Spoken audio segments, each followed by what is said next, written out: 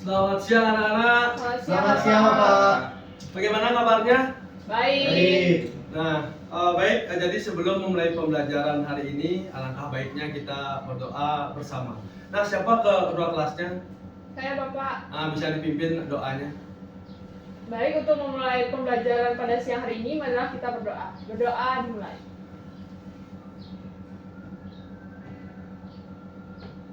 Berdoa tidak akan pernah selesai. Om Swastiastu. Bapak. Anak-anak, sebelumnya Bapak absen terlebih dahulu ya untuk kehadiran anak-anak. Di sini kelas 12. Kristio, Hadir Pak. Dian, Tidak hadir, Pak. apa dia nggak hadir? Pak. Dispen, Pak. Oh, Dia dispen. di lomba, Pak. Oh, Iya. Banyak lomba ya. Iya, Pak. Terus Suarnadi, Hadir, Pak. ya. Terus Nado, Hadir, Pak. terus Paundra. Pangro juga sama, Pak, sama kayak Dian. Dia di lomba. Main lomba, Iya. ya bagus. Terus De Artina, Hadir, Pak. ya baik. Jadi dua orang yang lagi mengikuti lomba dispen. Nah sebelumnya, sebelum mulai pembelajaran kita, saya ini dulu ya Bapak bercerita sedikit ya mengenai yang sedang viral di media sosial baru-baru ini ya, atau di pertelevisian, yaitu perihal gagalnya Piala Dunia U20 di Indonesia yang diadakan di Indonesia. Nah, menurut Bapak itu ada beberapa faktor yang mempengaruhi batalnya Piala Dunia yang harusnya diadakan di Indonesia pada tahun ini, yaitu Piala Dunia U20, yang dimana adanya penolakan terhadap timnas negara Israel yang ditolak oleh ada beberapa pejabat tinggi di daerah maupun di luar daerah, yaitu Pak Wayan Koster. Kalau nggak salah, Pak Wayan Koster menolaknya itu sebagai Gubernur Bali yang juga menolak kedatangan timnas Israel ke Indonesia, dan juga ada Pak Ganjar Pranowo. Nah, ada juga dari para partai politik, kalau nggak salah itu dari partai PDIP ya, yang menolak dengan kedatangan daripada timnas negara Israel. Nah, karena apa? Mungkin di Indonesia sendiri itu sudah menjelaskan bahwasanya pada alinea undang-undang itu kan sudah dijelaskan bahwa penjajahan di atas dunia harus dihapuskan. Nah, mungkin Indonesia berpikir bahwasanya negara Israel itu masih mengkolonialisasi atau menjajah daripada negara Palestina. Makanya Indonesia mengkecam dengan berat negara Israel, dengan salah satunya yaitu mengecam datangnya timnas Israel ke Indonesia. Nah, itu pentingnya sebenarnya pengakuan dari negara lain sebenarnya kedaulatan negara. Dan baru-baru ini juga presiden di pemerintah di Spanyol itu keluar dari Uni Eropa, mau keluar dari Uni Eropa dan akan mengakui kedaulatan negara Palestina. Jadi itu pentingnya sebuah negara harus diakui oleh negara lainnya biar berdaulat. Nah, ngomong soal negara, Bapak ingin pemahaman kalian secara matang, bebas tentang pikiran kalian mengenai apa itu negara. Bisa kalian cari dulu pemahamannya, bisa kalian orek-orek. Nanti Bapak akan tunjuk satu-satu tentang pemahaman negara. Apa itu arti dari negara? Silakan dicari, Bapak kasih barangkali 2 menit cukup kayaknya.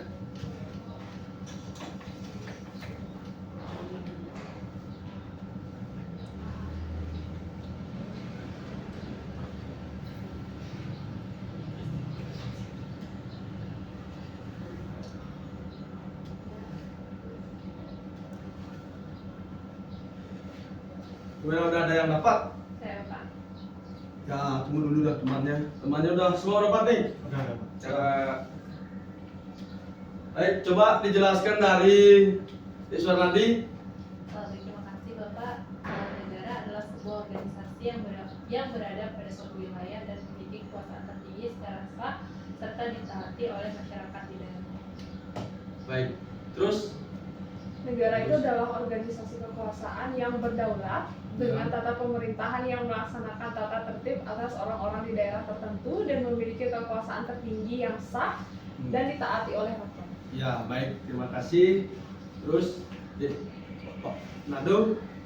Ya Pak, kalau saya kalau tadi disampaikan maksudnya negara merupakan kesatuan negara, kalau saya itu negara merupakan tempat dari warga negara Pak.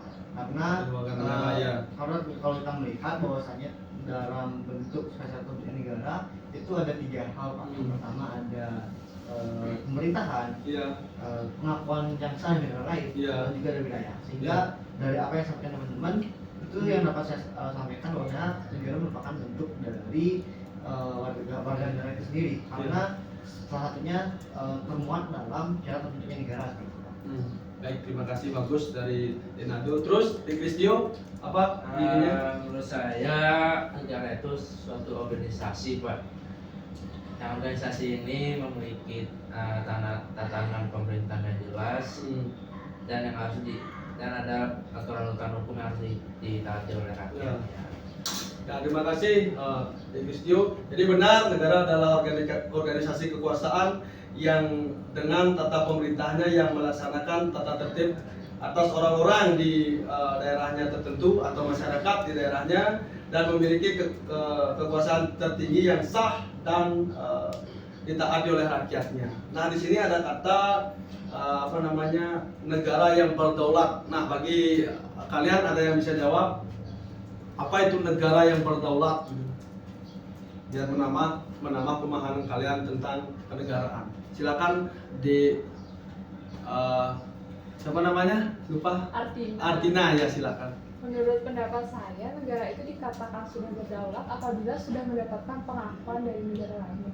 Ya, betul. Artinya kalau boleh saya Bapak tambahkan, artinya suatu negara yang berdaulat itu suatu negara yang sudah merdeka dan tidak berdiri di bawah kaki penjajah atau kolonialisme. Artinya sudah merdeka, berdaulat dan juga diakui oleh negara lain. Baik, bagus. Nah, terus kedaulatan Indonesia ini pertama kali diakui oleh siapa negara Indonesia?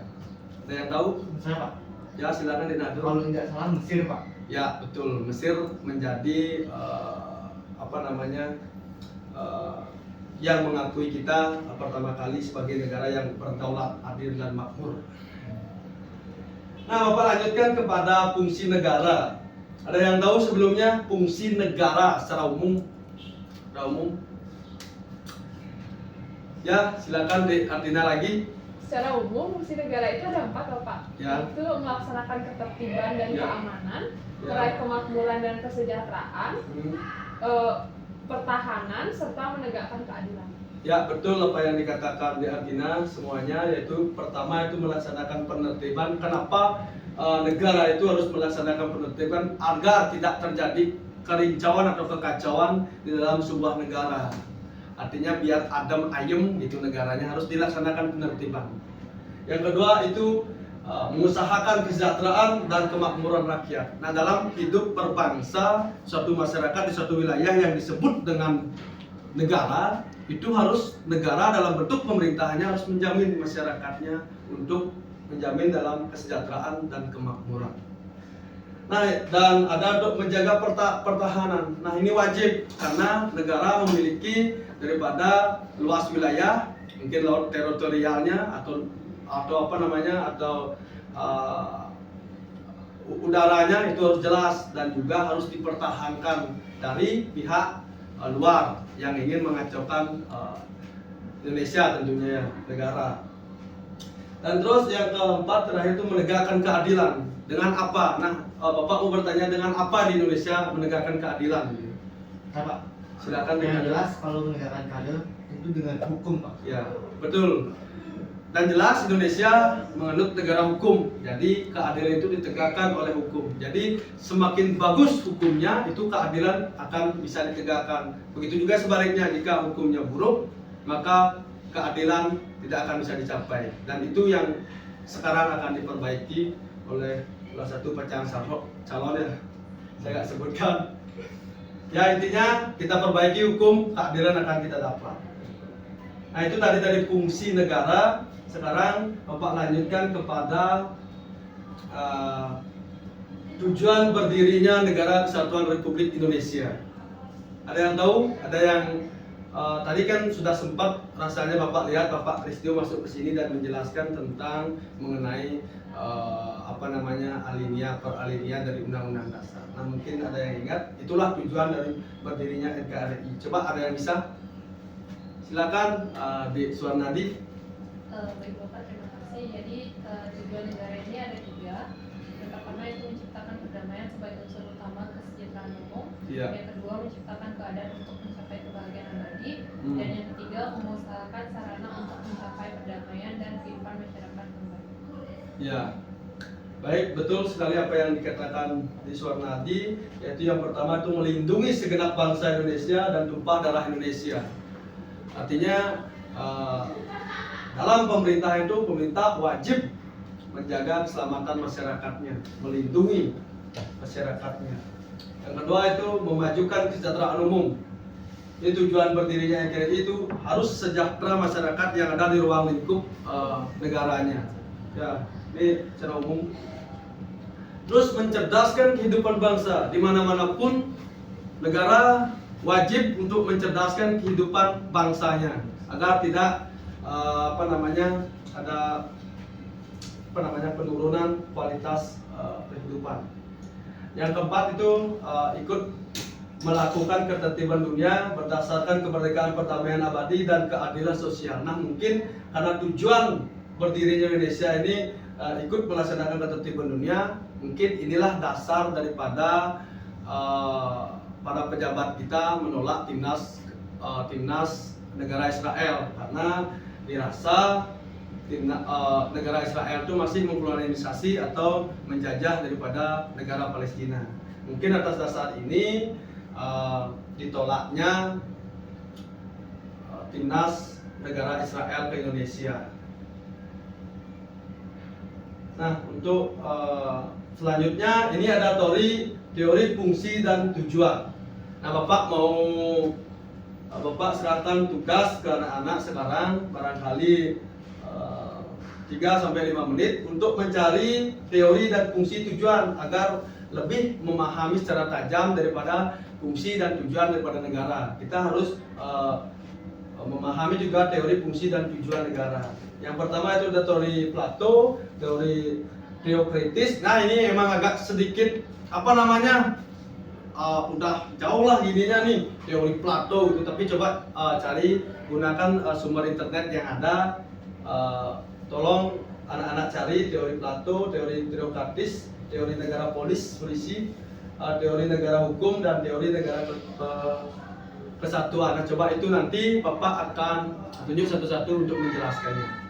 Ya, cari barangkali 3-5 menit nanti Bapak akan tunjuk.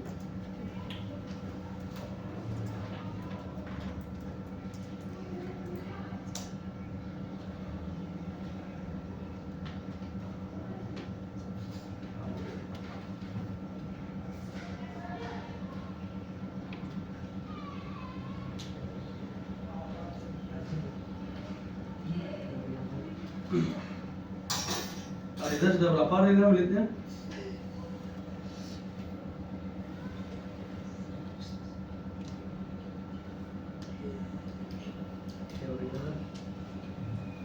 Pak, izin bertanya. Ya. Untuk teorinya apa saja tadi Pak? Untuk teorinya itu ada teori Plato dan teori teokritis, teori negara polisi, terus teori negara hukum dan teori negara kesatuan. Nah coba anak-anak cari dan pahami apa yang dimaksud dengan itu supaya lebih jelas lagi tentang fungsi negara dan tujuan berdirinya negara. Itu ada di sana. Pak, mungkin bisa dituliskan di depan Pak teori-teorinya Pak. Gini cari ya, spidol nggak ada nih, nanti cari aja di gini ya Bapak, nggak bawa spidol, nanti cari aja di internet, mudah.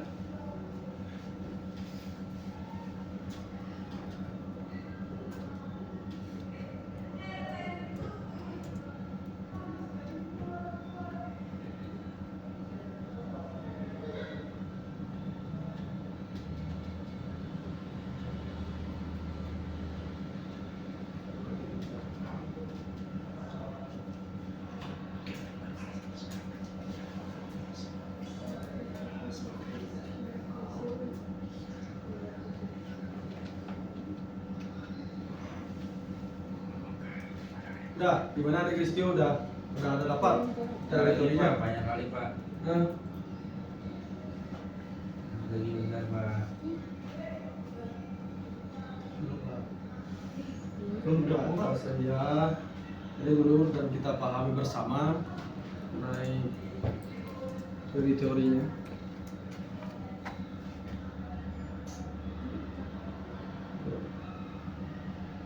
Teori negara hukum. Ya, coba nanti cari gini aja ya, teori fungsi dan tujuan negara. Dapat dah semuanya, jangan satu-satu cari. Ya, Teori fungsi dan tujuan negara. Teori fungsi dan tujuan negara. Teori fungsi dan tujuan negara. Ya.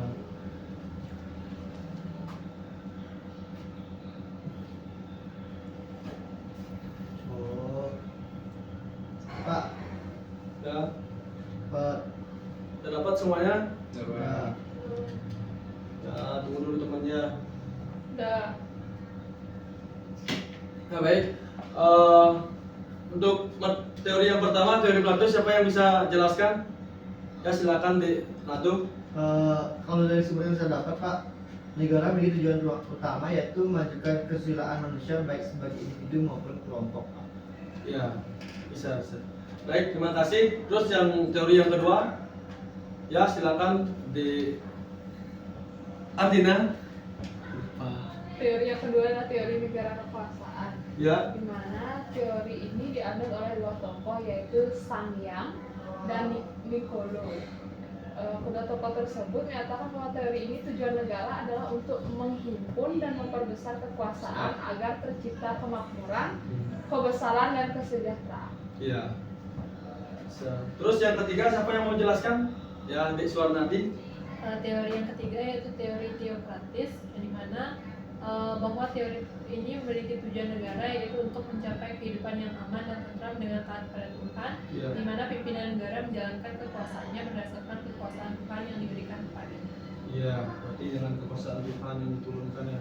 Nah, terus yang keempat, ya silakan. Tentang teori negara polisi, yaitu teori tujuan negara yang semata-mata untuk menjaga keamanan, ketertiban dan perlindungan kebebasan hak warganya untuk mencapai tujuan tersebut. Nah, perlu dibentuk suatu peraturan perundang-undangan yang tidak mencerminkan kehendak seluruh rakyat. Dan itu negara lain juga tidak boleh ikut campur dalam urusan pribadi dan ekonomi warganya. Iya, baik. Nah, ada lagi yang belum disebutkan teorinya? Teori negara hukum Pak dan teori negara kesejahteraan. Nah, untuk teori negara hukum sendiri itu negaranya itu diatur oleh hukum, itu intinya ya. Artinya di atas kekuasaan itu masih ada hukum. Nah, Bapak ingin bertanya, terus kalau negara kesatuan Republik Indonesia itu menganut teori yang mana gitu?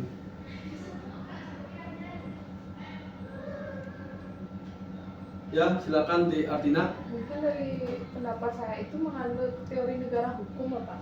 Ya. Karena di teori negara hukum itu sendiri menyatakan bahwa negara bertujuan untuk menyelenggarakan ketertiban hukum dengan berpedoman pada hukum. Seperti yang kita ketahui, Indonesia sendiri merupakan negara hukum. Ya, betul. Jadi negara kesatuan Republik Indonesia menganut teori negara hukum dan juga teori negara kesatuan yang artinya pemerintahan itu dipegang oleh pemerintahan pusat dan diberikan kepada otonomi daerah. Ya. Nah, Bapak lanjutkan kepada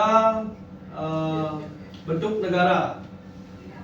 Nah, bentuk negara yang pada umumnya itu terdiri dari dua bentuk. Yang pertama itu negara kesatuan, yaitu artinya yang seperti Bapak sebutkan tadi, negara kesatuan itu memiliki satu pemerintahan pusat, dipegang oleh pemerintahan pusat dan dibantu oleh pemerintahan daerah. Nah, sedangkan yang kedua itu negara federal atau federasi, itu terdiri dari bagian-bagian negara. Contohnya Amerika Serikat, artinya memiliki banyak pemimpinan pusat, artinya berbentuk negara-negara bagian. Nah, tapi itu secara lumrah yang digunakan dua itu, tetapi ada bentuk-bentuk pemerintahannya. yang dibagi menjadi 4, yaitu pemerintahan monarki, pemerintahan oligarki, pemerintahan demokrasi, dan pemerintahan republik. Nah, pemerintahan monarki ini sendiri itu dipimpin oleh seorang raja atau ratu yang diwariskan secara turun-temurun, artinya berdinasti dia. Sistemnya sistem kerajaan ya. Kalau ini itu dianut oleh Brunei Darussalam, itu monarki absolut, dan juga ada bagian-bagian monarkinya, tapi Bapak tidak sebutkan dulu ya. Nah, terus ada pemerintahan oligarki. Pemerintahan oligarki ini itu pemerintahan yang diatur oleh segelintir orang, dan oligarki ini itu berlindung kepada petinggi pemerintahan. Contohnya kalau pemerintahan oligarki ini biasanya dibalik negara yang demokrasi, artinya mereka berlindung pada kepala pemerintahan, artinya mengatur daripada kepala pemerintahan oligarki. Nah, dalam pemerintah demokrasi sendiri itu ada mutlak di tangan rakyat, artinya keputusan yang mutlak itu ada di tangan rakyat, itu pemerintahan demokrasi. Dan pemerintahan republik itu presidennya dipimpin oleh presiden, itu dipilih secara langsung oleh rakyat. Jika kalian menemukan di negara manapun itu dipilih secara langsung presidennya atau pejabatnya itu adalah negara republik. Nah, sekarang Bapak bertanya lagi kepada anak-anak ini, terus negara Republik Indonesia ini menganut pemerintahan yang seperti apa? Dari penjelasan Bapak tadi. Satuan, Pak. Satuan, bisa. Terus ada lagi? Republik. Republik, benar. Nah, apa yang dikatakan dari NATO itu benar. Indonesia itu menganut pemerintahan atau bentuk pemerintahan kesatuan. Terus yang utama kan bentuknya republik, terus ada kesatuan dan juga demokrasi. Republik dalam artian masyarakat memilih secara langsung, terus demokrasi artinya masih menggunakan sistem musyawarah, artinya apa? Di dalam republik di bawahnya itu atau menjadi kesatuan itu ada demokrasi yang dimana kekuasaan mutlak itu berpihak pada rakyat. Itu daripada bentuk negara Indonesia. Izin Pak, pertama kali Pak. Ya, silakan. Nah, karena sudah waktu, mungkin untuk penjelasan materinya Bapak akhiri sampai sini. Tapi sebelum itu Bapak akan kasih tugas untuk minggu depan itu mengenai buat catatan kecil mengenai asal mula terbentuknya Indonesia ya. Nanti tahun depan bulan depan kita presentasikan bersama Bapak ini. Ya. Nah, untuk itu Bapak akan tutup pembelajaran hari ini. Sebelum tutupnya mohon untuk berdoa kelas untuk tutup dengan doa. Baiklah, untuk mengakhiri kelas pada siang hari ini, mari kita berdoa. Berdoa dimulai. Berdoa tidak pernah selesai. Baik, terima kasih anak-anak untuk pembelajaran hari ini. Semoga kalian tetap sehat dan terus belajar agar hidup semakin lancar. Dan salam Pancasila. Selamat siang anak-anak. Selamat siang, Selamat siang, Bapak. Bapak.